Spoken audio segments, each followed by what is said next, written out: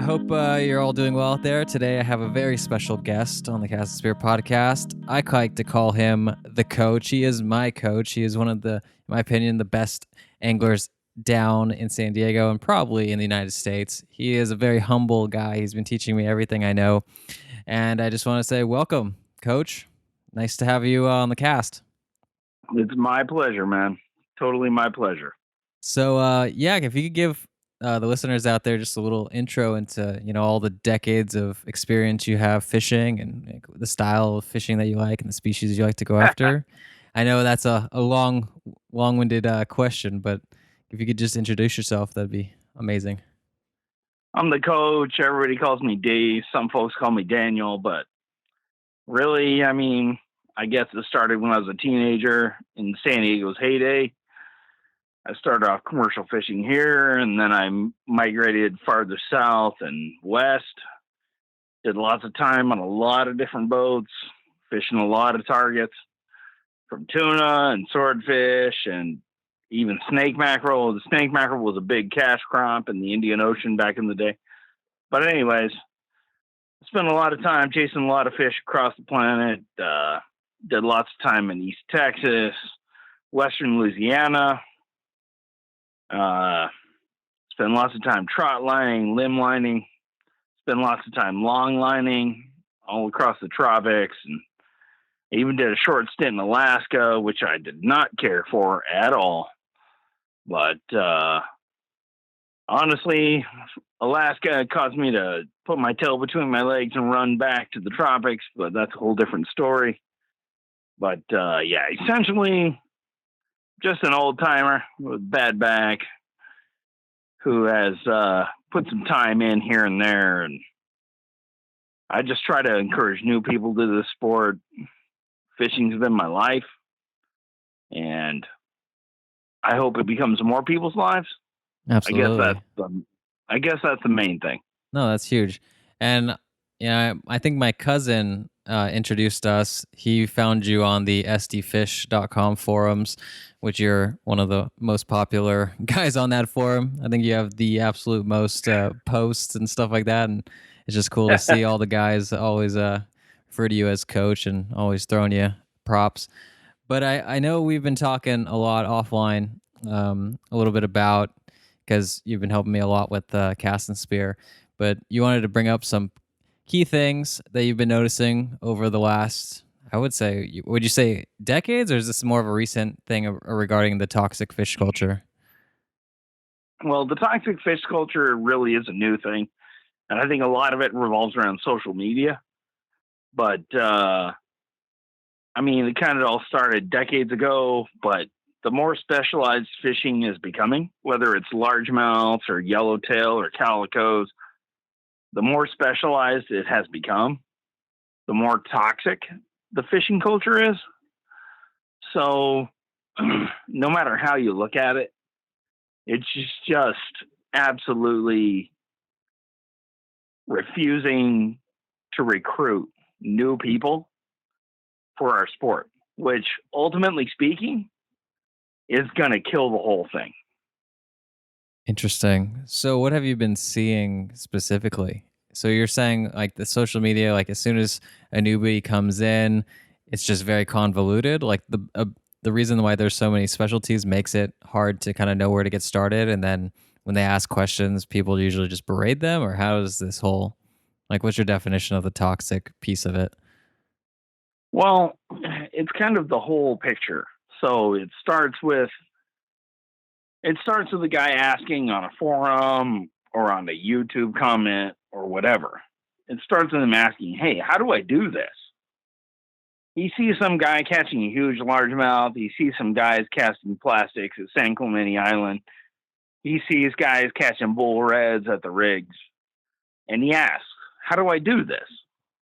And the answer is often, well, you take this $400 reel and you put it on this $399 rod and you load it with braid, which will cost you another 30, 40, 50 bucks, depending on what braid the person recommends. And then you go out here and you do this. To me, that's really disingenuous. I see. And do you think that they're doing it maliciously? Because it could be the truth, right? They could be just saying that that's what they're doing, or after all their years of experience, that's kind of what they found to work for them. But you're saying that the high input cost and that gear, it might not be the best if you're just kind of trying to, if you don't have the technique and all this other stuff, that they'll get discouraged. Whereas like mono and a cheap reel and some live bait would do the trick to get them hooked. Is that kind of like what you're saying?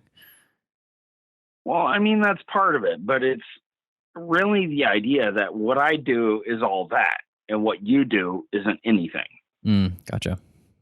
So what do you think of how to fix that? I think that we need to, as a community, take a step back. We need to encourage the use of things like slip bombers, night crawlers, live shrimp for the guys back east or down south. For the guys here in California, we need to say, hey, look, some chunk bait at a boat ramp where guys dump a lot of bait could really work out for you.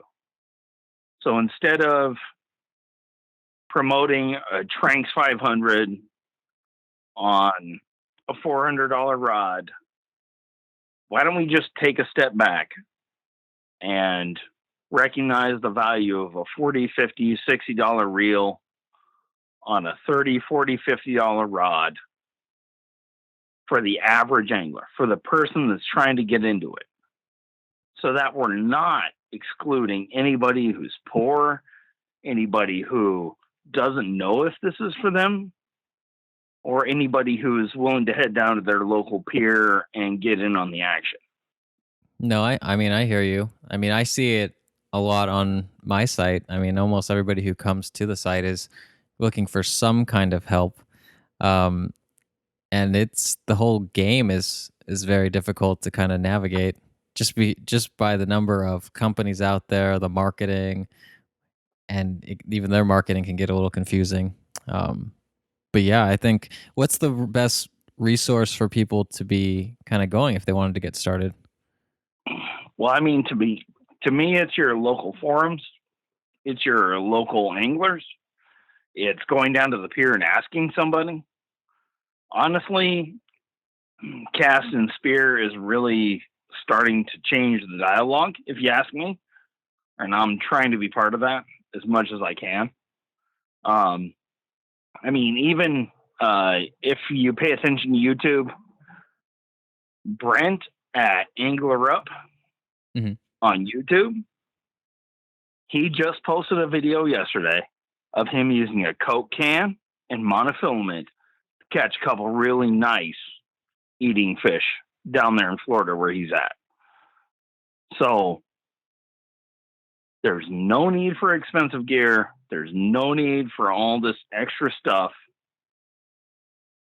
There's plenty of YouTube videos out there. And I mean, even species that are consistently thought of as trash fish, whether it's grunts or whether it's opali here in California, or whether it's sea robins back east, none of them are bad eating. All of them are good if you take care of them. There's no trash fish, ultimately speaking. There's All of no these no trash fish, just trash cooks. yeah, that's right. As what's the name says? Is it land shark? No, not land. Is it land shark fishing? I It says think that. I think Land Shark, yeah, he has some good ones out there. Um, Yeah. I've been enjoying his videos a lot. So I mean, no matter if you're catching Atlantic mackerel on the Central Coast back east, or whether you're catching Pacific mackerel here, if you keep it fresh, if you keep it on ice, if you bleed it out, chances are really good that there's really good eating fish in your hand, even if you're catching fish that most people wouldn't bother with. It'd be funny because I'm on, I think it's Fish Angler or one of those fishing apps. I forgot which one, but I posted a picture when I caught my first like Pacific chub, and I took it home and I ate it and I prepared it right and I thought it was really tasty. But when I put it up on on the app, everybody, I mean, I could have sworn there was like 20 people just, why would you ever eat that? What's wrong with you? That's gross. I was like, I had it with fish tacos with some friends, and everybody loved it more than the calico. I was like, I don't get it. I thought it tasted pretty well. And then it's just kind of funny. Yeah. Everybody has these biases, but then you ask, it's like, have you ever tried it? And they're like, no, why would I ever try it? I'm like, well, why are you saying these things? It's crazy. It's funny because the chub mackerel here, yeah, and the saltwater catfish in the south, kind of equivalent, like of this garbage fish you catch over and over again. But yet, if you cook them up, those saltwater catfish are delicious. Those sail cats are delicious. So, I mean, I get it with some fish like ladyfish or even carp, which for some people are just a total nuisance. But at the same time, if you know how to deal with the bones, it's not that big of a deal. And they're still good. Right. So tell me a little bit about, getting, since we're talking about species, I know you've had some kind of back and forth with some of these calico guys and yellowtail aficionados. Do you want to go into some of that? I'll go into it with the calico guys a little bit. I mean, I get it. The calicos are supposedly slow growing, whatever. Ultimately speaking, calicos are pretty much, in my mind, a protected species. So what happens is the calicos are born, they reproduce around 10 inches or so, most of them. By the time they're 14 inches or so, their grandbabies are reproducing. So what, in my mind, this is causing, now keep in mind, this is just my opinion, but what this is causing is a super population of calicos, where every other species can be excluded. Calicos are allowed to reproduce until their second generation, which just totally allows them to populate however they want. One of the last times I was out on my kayak, I hurt my back, so I'm not a kayak angler anymore. But one of the last times I was out on the kayak, I caught 85 calicos and one rockfish in a place where I have traditionally caught a limit of rockfish in just a few minutes. So that's a 10 limit of rockfish in 15, 20, 30 minutes. I caught 80 some odd calicos, one legal, no rockfish, or one rockfish. And I was just absolutely flabbergasted by this. And this was since the regulation changed from 12 to 14 inches. So at 12 inches, the calicos reproduce once, maybe twice. At 14 inches, their babies are reproducing. So this has created a saturation of calicos across Southern California in suitable environments. In fact, so prolific they are that they are miles away from the ocean, in eelgrass beds, on ramps, on docks.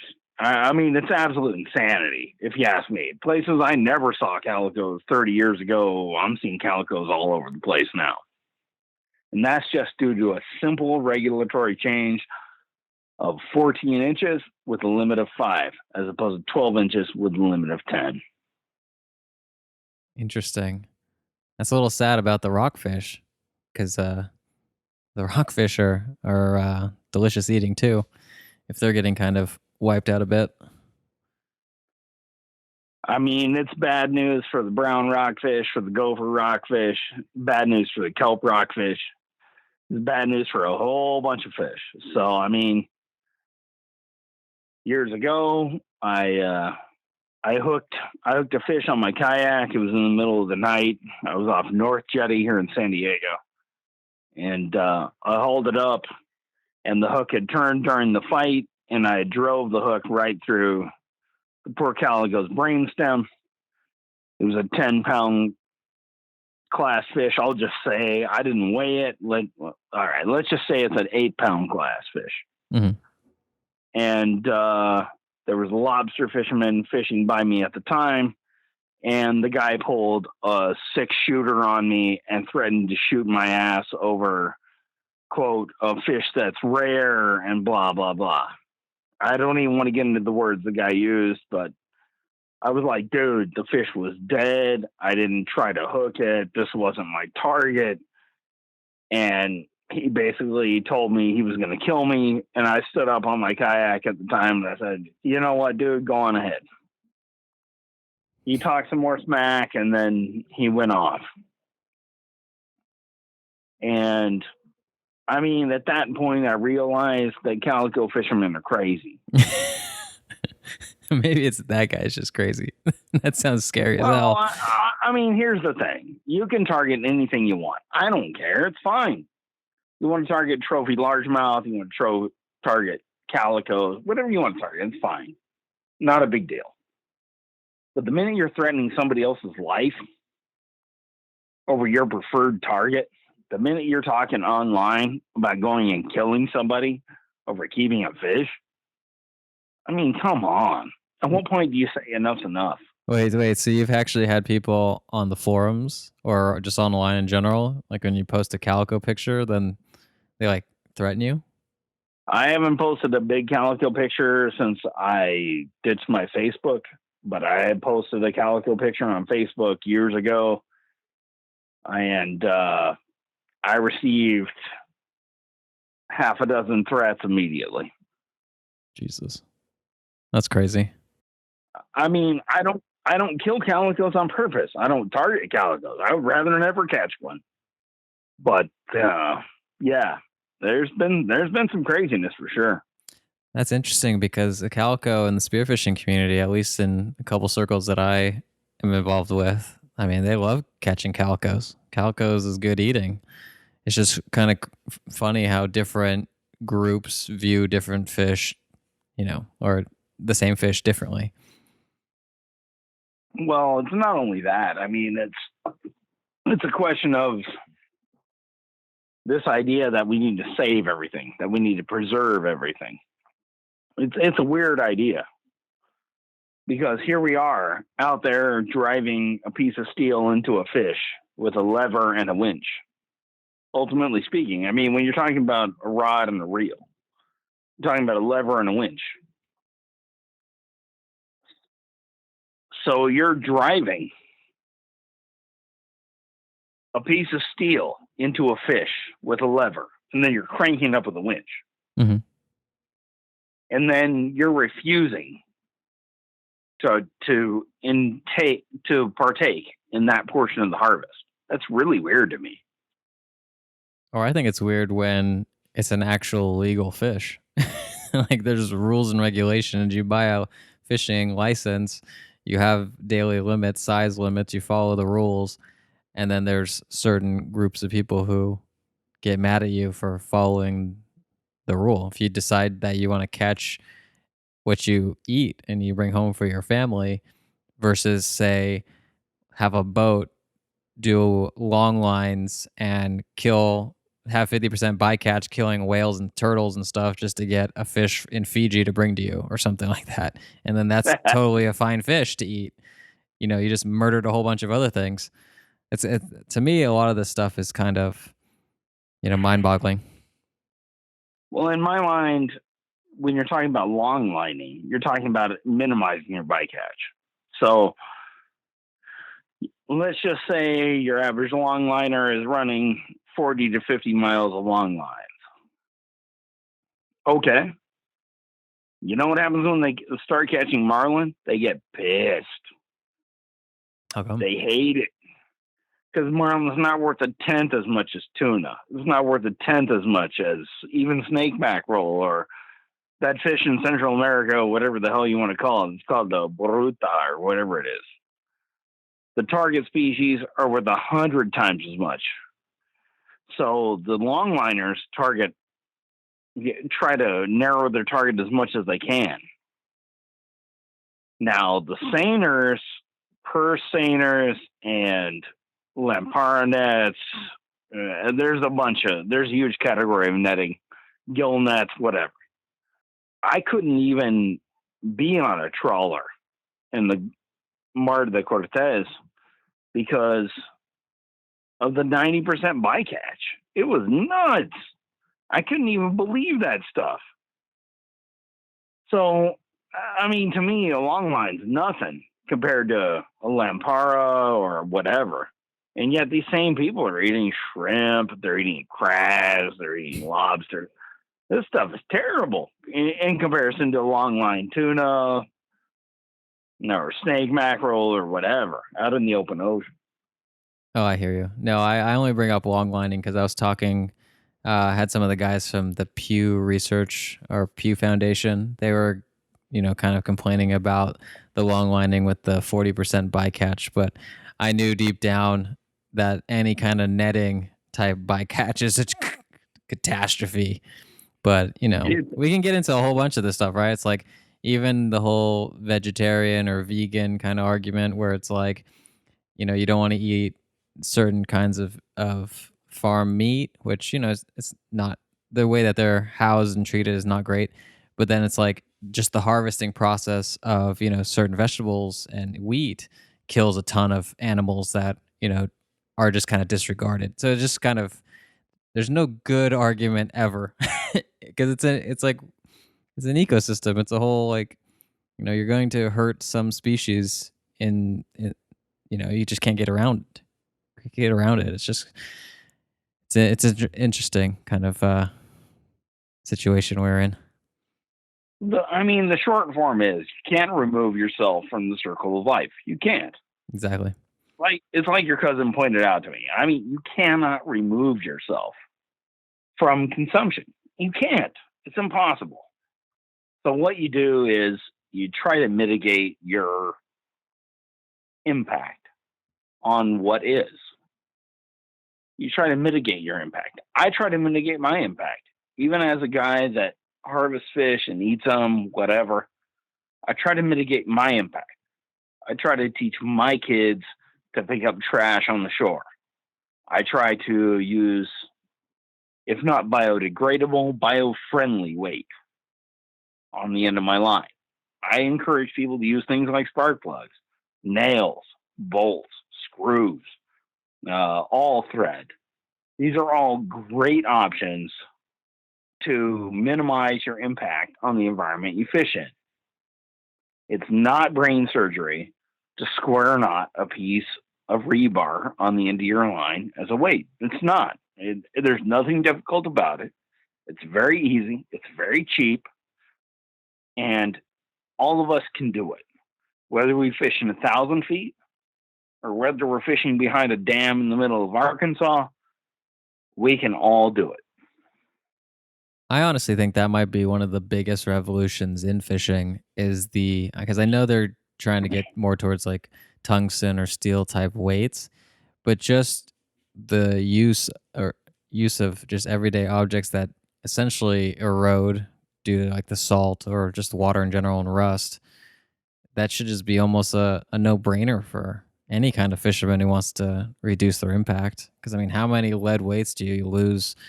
And let's say the jetty or something, just getting snagged or whatever. It's like why wouldn't you just use something a better metal? It's not the whole weight piece is just to get it out X number of yards. Like why do you need lead specifically? It's kind of I think more people should be aware of that. Well, not only that, but especially, okay, let's take the jetty for example. So we're on the jetty and we're fishing. If we have the chance to throw out some waste food, you, me, all right, so I've got 8 trillion kids at my house. Uh, it's a total mess over here, whatever. So all the chicken trimmings, everything that goes into the trash, food wise, every time there's 2 or 3 hot dog buns that fall down behind the rack, if we can take all that and run it back into the water, chum the fish closer to us, and use that as an effective means of gaining wild food for our house, that changes the equation a little bit. All that food waste and extra nonsense that we engage in on a daily basis. I'm just talking about the average American household. No extra nonsense, no going open over the top, nothing like that. If we can use that to help us gather more pigfish, pinfish, or here in Southern California, opali, zebras, or in NorCal, keep in mind this wouldn't be legal exactly in Oregon or Washington, but in California, Texas, Florida, North Carolina, as near as I know, it's legal in all these areas to throw some human food out. If we could gather all that extra and return it back to the ocean, we could feed all of our houses and return something back to the sea that would be totally valuable. That's interesting. It's almost like you're fertilizing the ocean. Outside of the the big long 4 mile pipes that shoot off of Point Loma that just fertilize with our excrement and have all those dead zones. Now, and it's like I was funny because I was looking at our dead zone chart here over in LA, and I didn't really realize I'm right next to what you guys have in Point Loma. I have right next to my house in Playa del Rey. So I was like, oh, no wonder this is the red zone, where I'm only supposed to be able to eat like a quarter of a fillet a month without dying. It's like, oh, great. Well, and this brings up another whole issue, and we can get into this later at another time. But so they talk about the heavy metal burden on fish in Southern California, and particularly the Inland Empire and Imperial Valley. So they talk about the metal load in the Imperial Valley. And that is often used as a reason why we can't eat more than so many servings a week from the fish in the Imperial Valley. But if you look on the vitamin counter of your local high-end mineral supplement store, I'm not naming any names, the amount on some of these micro minerals are 10 to 25 times as high as the vitamin supplements on the shelf. That's crazy. And where are you pulling that info from? Are you just looking at like lab reports, or so you're just looking at parts per million of what the EPA says, or how do you know this? Okay, so the state of California posts official, how do I say this? They post official recommendations about what you're supposed to eat from what areas. Right. When I go up the street from my house to a Whole Foods market, more or less, I'm not saying Whole Foods as a brand name. I'm just saying maybe I should say a farmer's market. And I look at the content on the counter for some of these chromium and other micronutrient based supplements.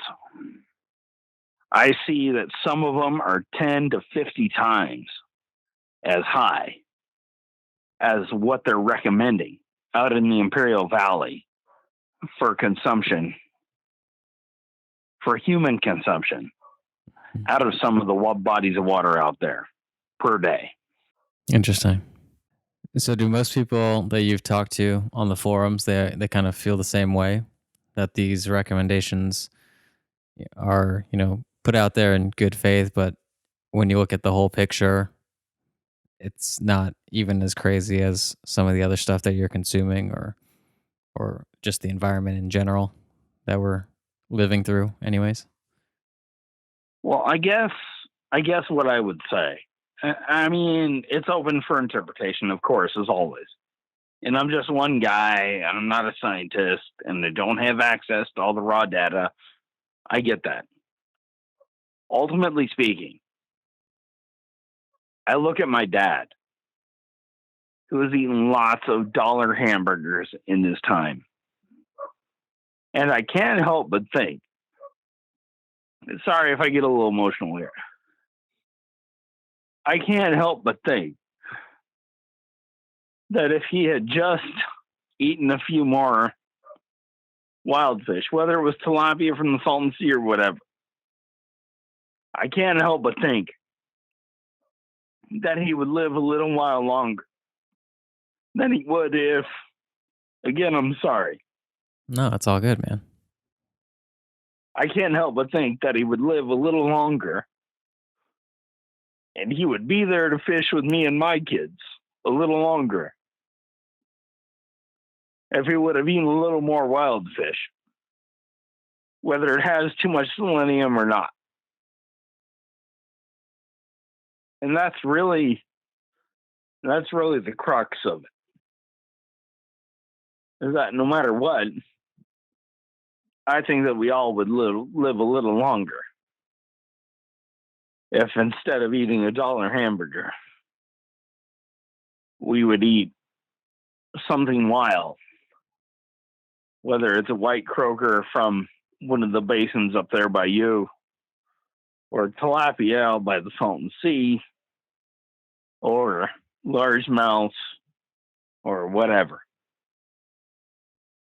Sorry, I apologize. I'm trying to compose myself. There's no need for apologies. I think you're 100% right. I mean, yeah, we're all kind of a product of the environment that we're in, and a lot of the things that are in our environment aren't necessarily good for us. And I think, Kevin and I, going through this little challenge that we put for ourselves with this Apocalypse Grow, I think we can both attest to the what we felt like just kind of living off what we caught wildly and grew in our backyard and bartered and stuff. It kind of just brought us back to the nature element.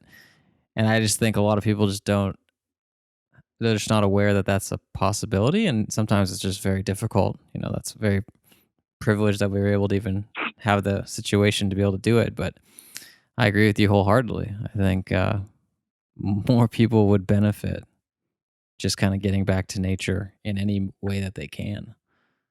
So yeah, the dollar hamburgers suck, man. That's a hard one. Sorry, man. I just kind of broke down right there. But, I mean, ultimately speaking, it's not that hard to break it down for your local water and figure out what you need to do to catch a couple panfish. Now, I'm not saying that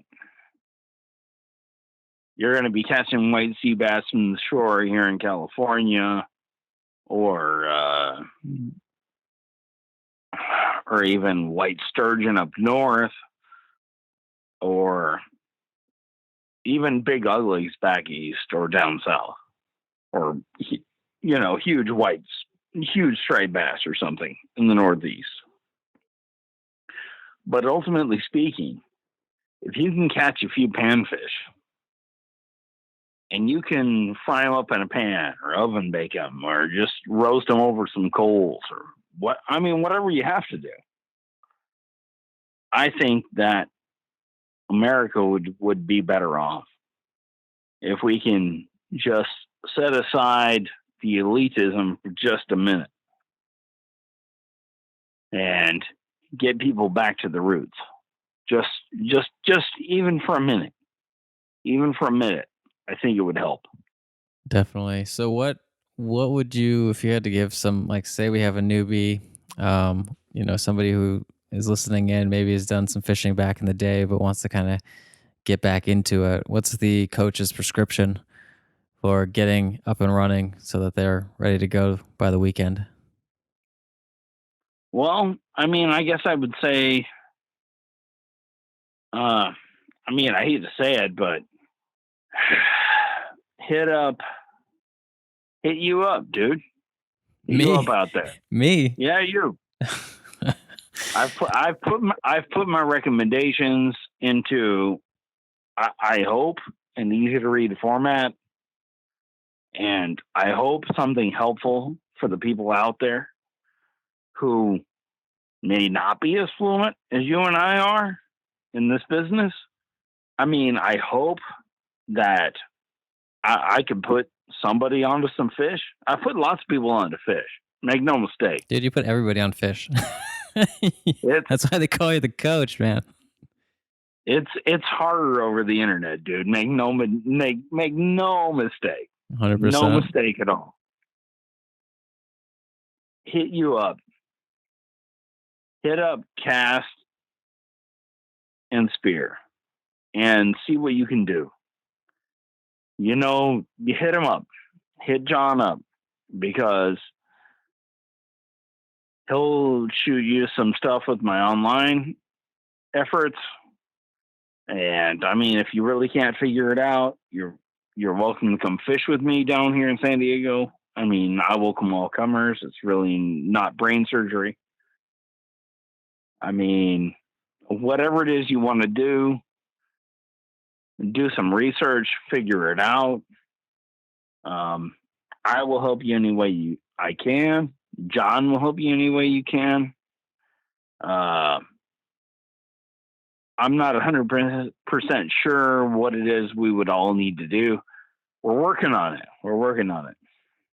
Yeah, I mean, every situation is a little bit different, just because everybody, thanks to the internet, are coming from, a whole bunch of different spots. I think it would be a little bit easier if, everybody was just coming from, say, LA, San Diego, or our local spot. But also, I've been looking at it from a kind of taking a step back, and fishing doesn't have to be complicated, like you're saying. It could be as easy as a Coke can, a piece of line and a hook and some bait. I mean, that's like the bare essentials, and then you just got to kind of know the different aspects in terms of, are you doing ocean or freshwater, tides, different conditions like that. But yeah, I'm always down to help. That's my favorite part about Cast and Sphere so far, is just the random emails that I get where they're just like, here's my situation. I'm a mom and I have a kid that I want to get them exposed to this, and this is where we live, and this is how long we're going to have on our vacation. What do you recommend? And here you go. Here's what I would do if I was in your spot. So yeah, we'll get there, man. I think together we're gonna get a lot of people reinvigorated, and I'm excited about all the people that are been on YouTube. Like the Fisherman's Life and a whole bunch of these other people doing the catch and cook. The Brody Mosses of the world. I think they're doing some really cool things to kind of, bring about what we all love deep down about fishing and the adventure and what it means for us, and then kind of sharing that passion and then inspiring people to get back out there. So I think it's in a good spot. I think it's in the right direction. Well, I mean, I've got hope for the future. On the other hand, here in California, where fashion is king, I mean, I don't know. I have my dark thoughts. But ultimately speaking, I look back to my trip to Arkansas last year. Did you see my post on that? I did. I don't know if you have a lot of posts, man. I think I might have missed that one. Well, let me shoot you a link to that, because I posted a report about the last time I was in Arkansas. Mm-hmm. And I think I did my Arkansas trip. I think I did 8 days with less than $90 out the door. And I caught a lot. And I mean a lot of really nice fish just hanging out and being a D-bag. Nothing complicated. You could probably replicate my results with $7, $8, $9. So I think that it could be really simple for a lot of this country to engage in the fishing conversation without any real difficulty at all. I think you could do it for less than $20 most anywhere. Here in California, we have some crazy rules. Up north in Washington, Oregon, it's super crazy. But the rest of this country, I think we could really engage in the conversation and get people out fishing for almost nothing. Well, I think you've inspired a whole bunch of different ideas. I think we can put together some cool, explainers and how to vids on, just some bare bones fishing setups, rigs, approaches, and just kind of, make it accessible to every person. Because in theory, in my opinion, everybody should at least have the ability to try it once. And if they like it, do it for life. So why not? Let's just show them how. I am totally with you on that, man. 100%. You let me know what we can do to make that happen, and we will make it happen. I don't give a rat's about what it takes, or I am down anytime, anywhere to help you disseminate the information to get people fishing in the United States, regardless of where they are or what their circumstances are or how much money they have or anything. I don't give a rat's. We can handle it, you and I. Love it. So, is there anything you want to leave our listeners with before we get off? How can they reach you, and any parting words? I don't know about reaching me, but here's the parting deal. Get involved. Get involved with your local conversation. If you can't, the SD Fish forums are awesome, whatever. But get involved. If you're on a pier and you see somebody catching something, as I mentioned in my recent edit, go up and ask them, hey, could you give me some pointers? Could you give me some tips? If you're on the beach and you see somebody doing well, be like, hey, could you help me, please? 9 times out of 10, most fishermen want to help people catch more fish. This is not the case in yellowtail fishing, calico bass fishing, fishing swim baits in our freshwater reservoirs. Forget all that. Keep it simple.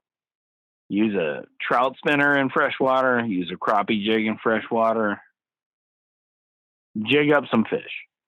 If they're legal, take them home and eat them. By God, please take them home and eat them. Even here in Southern California. I mean, I have seen our catch and release culture killing. I mean, absolutely killing our local bass fishing. When I was a kid, I saw a guy catch a 50-pound limit of 5 largemouth bass. It was like 50 pounds and 12 ounces or something. That stuff doesn't happen anymore. Why? Because of excessive catch and release and excessive fishing pressure.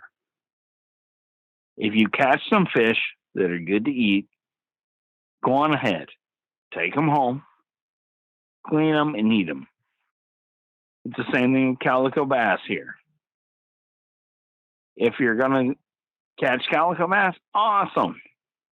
None of us can avoid catching calico bass here in Southern California. It's impossible. I don't care who you are. It's impossible. So if you catch calico bass 14 to 18 inches, go on ahead, keep it and eat it. If you catch small fish or big fish, whether it's calico bass or channel catfish or largemouth or whatever, you catch small fish and big fish, throw them back. Otherwise, keep them and eat them. That would be my number one advice for new anglers. So whether it's sea trout or scup or spot back east, if you catch a mid-sized fish, go on ahead and eat it. It's no problem. If you catch a big or small fish, go on ahead and throw it back. Those would be my number one suggestion to anybody who's trying to get into fishing as a new angler. Love it, man. Well, I appreciate that. I think you've dropped some wisdom, and I think this has been super helpful for all of us. Thanks for coming on.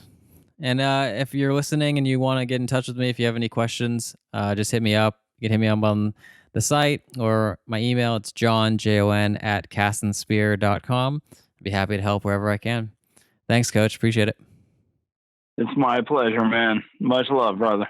Thanks for tuning into this episode of the podcast. I hope you enjoyed it as much as I did. If you haven't already done so, please subscribe on iTunes, Spotify, whatever podcast player you're using. And it would also help me tremendously if you could leave a rating on iTunes and leave a comment. Maybe what's your favorite fish? And if you can share this with any of your friends out there. Until next time, keep those lines tight, everyone. See ya.